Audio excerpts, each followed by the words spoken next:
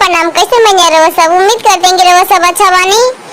और अभी हम जा रहे हैं एक सारवा के प्यारा सा गाड़ी गीत सुनाए। अगर रहो सब हमारे चैनल पर नया है तो हमारे चैनल के सब्सक्राइब कर देंगे और हम वीडियो पर कमेंट करके बताएंगे कि रहो सब के हमारे पटेल